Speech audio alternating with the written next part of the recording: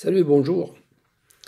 Il y a tellement de blaireaux qui racontent n'importe quoi et plus de conneries que de choses réelles à la télé, que je me suis dit qu'il n'y avait pas de raison que j'apporte pas mon avis de blaireau à moi aussi.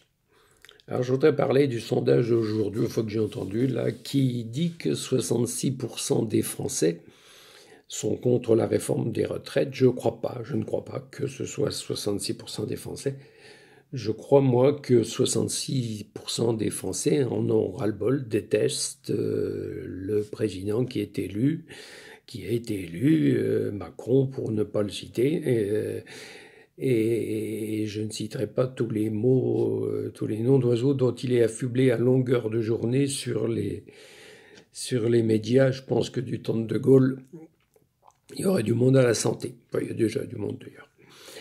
Je pense que ces 66% de Français ne reconnaissent plus, n'ont plus envie de la démocratie. C'est-à-dire que les urnes sont faites pour voter, pour élire quelqu'un sur un programme, et que je sache, il n'est pas sorti de son programme pour ne parler que de lui. Et quand on n'est pas content, eh bien, dans 5 ans, on le vire, ou alors on le reconduit, ou alors je crois qu'on peut même le destituer si on veut, mais par des voies officielles et possibles. Voilà, alors je voulais parler donc de ces 66% qui défilent, qui mettent 6000 gosses, qui privent 6000 gosses aujourd'hui de vacances en bloquant les trains de la SNCF, qui mettent des jeunes femmes en train de faire du stop dans les grandes avenues de Paris, et j'en passe des meilleurs, qui ajoutent 30% d'accidents de trottinettes, 30% de traumatismes crâniens depuis le début des grèves. Alors je voudrais dire à tous ces gens-là que s'ils veulent changer le système de la démocratie, il y en a d'autres dans le monde, hein, ils auront fait leurs preuves en général beaucoup. Donc s'ils veulent changer la démocratie, il faut carrément qu'ils enlèvent, qu'ils se mettent sans culotte et puis qu'ils aillent avec des fourches à l'Élysée. Voilà, ça se passe comme ça, sinon c'est pas la peine. Alors arrêtez d'emmerder, de nous emmerder avec votre pseudo-âge, machin.